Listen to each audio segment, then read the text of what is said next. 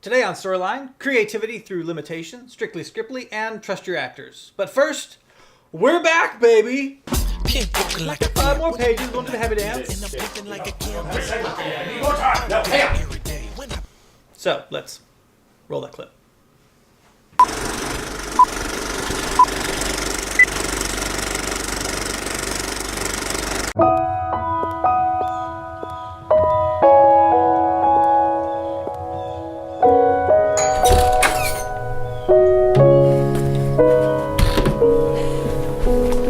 I've missed you, Morgan. Good catch. That would have been a telling start.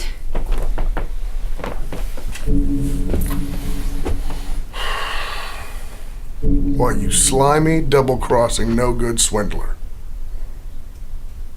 You got a lot of guts coming here after what you pulled. Isn't this your house, Morgan?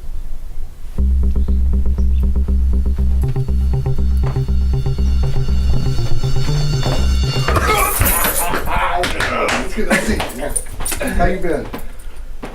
How's your old lady? You want to set up here, or you want to do it downstairs, or? It's good to see they moved on.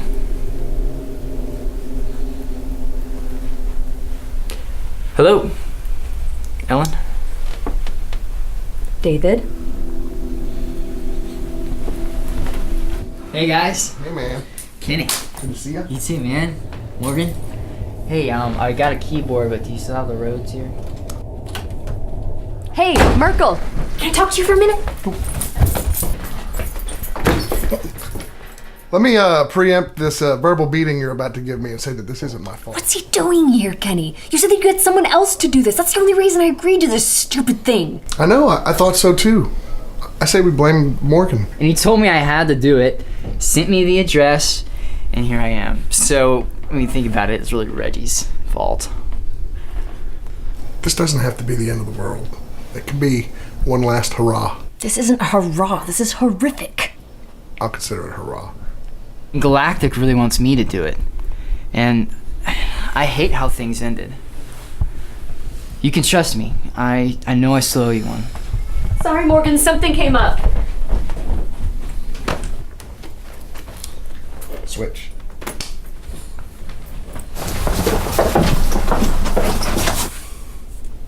Why, you slimy, double-crossing... I'm sorry, Morgan. I can't do it. I can't play and sing when I want to punch a bandmate in the face. I can't believe you thought we could all do this. I can't believe you even tried. I expect better of you, Morgan. Well, I'm glad you didn't do this, Morgan. We can still be friends. Get rid of him, and maybe I'll come back. Morgan, stop! I'm not gonna do it. I can't. And won't. Take your pick.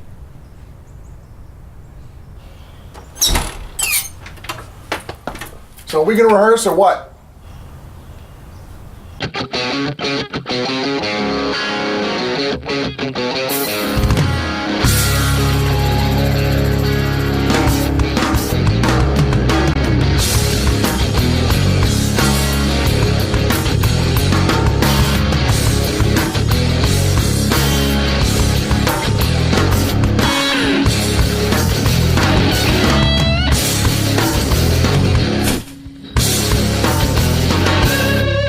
Storyline, the show where you get to watch 3 aspiring filmmakers learning how not to make a feature-length film. I'm your host, Ben Howe, and boy am I glad to be back.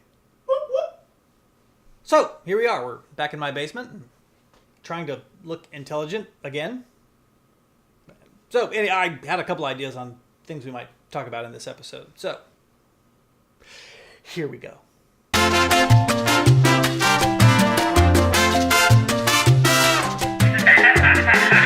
Jack White, the singer and guitarist for the White Stripes, said in an interview once that when he records an album or performs on stage, he makes rules for himself to create under. Basically, he builds a box that he has to think inside by, say, limiting the colors he uses on his album artwork or limiting the amount of time he has to record an album. Now, a lot of artists grimace and cringe when they hear that. Art should be unlimited. There should be no box. Well, but look, it's our belief that Once the box is gone, our craft becomes crap. It's especially obvious in screenwriting. Just because you're given an unlimited amount of money doesn't mean that it's going to be good. Take G.I. Joe, for example. Okay, super G.I. Joe fanboy here. Tons of money spent on that movie. It was not good. And Channing Tatum, it was doomed from the beginning. Look, some of the best writing from the last 100 years has been done for the stage. Because there are a lot of things that you just can't do on stage. There are limits that the writer has to work within. So, TJ, being a big fan of Jack White, in the very beginning of the project said he wanted to set limits on the film. Now, we already have a lot of limitations. We're having to make it chronologically. We only have a few hours each week to film. We've even had to cut some things because it would just be impossible to shoot what we can imagine in the time frame that we have with the budget that we have. But that still just wasn't quite enough for TJ. He wanted to limit us even further. Now, if you haven't noticed, we're about to tell you. Morgan hasn't spoken yet. Morgan isn't going to speak. That you know of. He may get one line. We're debating whether or not Morgan's actually going to say something in the end. It's a trap. Yes. It all started. It all started as a joke about how bass players are always ignored, so why not just not let him talk? We all thought it was funny, so we just said do it. But this has given rise to some of the most difficult challenges of writing scenes for Morgan. So, because we have to figure out ways, or TJ has to figure out ways to make him not talk, or reasons for him to not say anything. But it's also led to some of our better ideas for future scenes. So, when you're starting out a screenplay, try and come up with some rules that you can't break. Maybe it's about the setting, like in Rear Window, which is only in one room. Or maybe it's about the production, like Rope, only being one shot. Or character, like Morgan or Silent Bob, who just don't talk. Oftentimes, some of the best ideas come from when you have to figure out what the box is.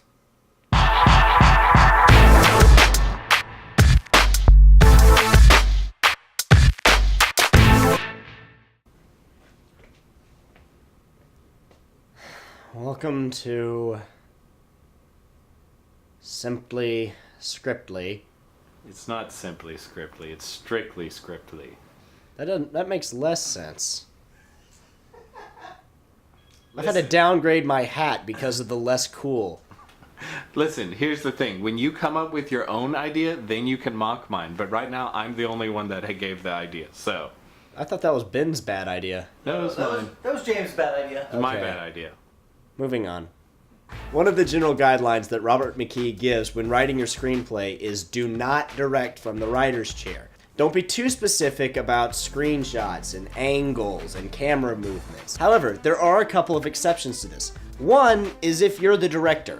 If you're not trying to sell your script to anybody or get an agent or anything, then it really doesn't matter. You can put whatever you want in there. You're not trying to please anybody. Second, and this applies to more general writers, is if something needs to be specifically said for the reader of your screenplay to understand what's going on or to see the significance of something. Now, the most basic example of this is just writing OS next to a character heading inside of a script, which means off screen. Otherwise, the reader is left thinking, wait a minute, you said Greg was alone in this room. Why is Jerry talking? Well, he's not being seen, so he's not in the room. Therefore, you now know what's going on. If you have time and you're interested, take a look at the screenplay for Halloween by writer-director John Carpenter. You read this script and it's gorgeous. You just think to yourself, wow, this movie's cinematography must be amazing. John Carpenter includes in this screenplay a lot of details. Camera movement here, camera angle here, slow zoom here. And as a result, you see the movie exactly the way he saw it when he was writing it. Now, I'm generally really vague inside of writing the stereotypes and just leave all of the decisions about camera angles and stuff up to Ben and James. Every now and then I'll have an idea, but I'll just give it to them when we're on set. A lot of times I also have no idea what the room we're going to be filming in looks like, and so a lot of times putting in any kind of detail would be thrown out the window once we got there anyway.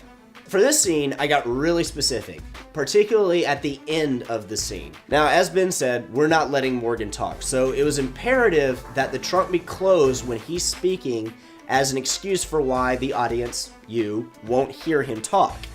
So I had to go into Final Draft and select the shot margin, and I wrote in trunk.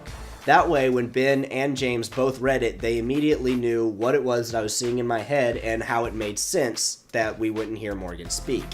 And that's an example of how or why you include a shot inside of a script. So, use it, take it, care for it, have it. Love it. Love it, share it, tweet it, link to it. Bye.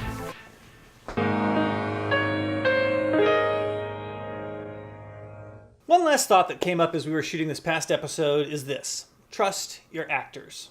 Now, it's on my mind because John August and Craig Mazin were talking about it in the latest episode of Script Notes. I'm quoting Craig Mazin here.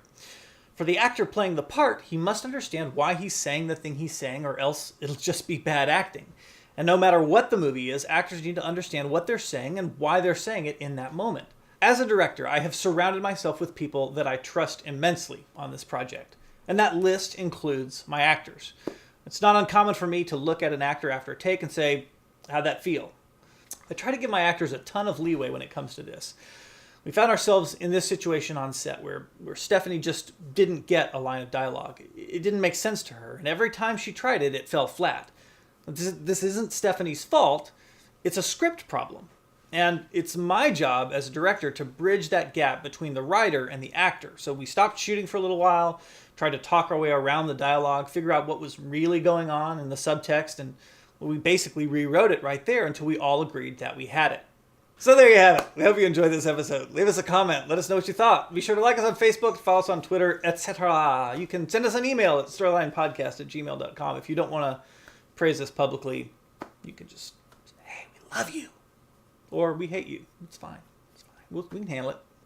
And let us know if you liked the talkies thing. We're thinking about doing that sort of in addition to the regular show. We do talkies as an off week. It's kind of the genesis of that idea. So let us know if you like the talkies or if you hate them. We'll probably do them anyway, even if you hate them. It's our show. Let us know how we can make them better. Yeah. Let us know what you would want to see three clowns talking about. We'll see you next time.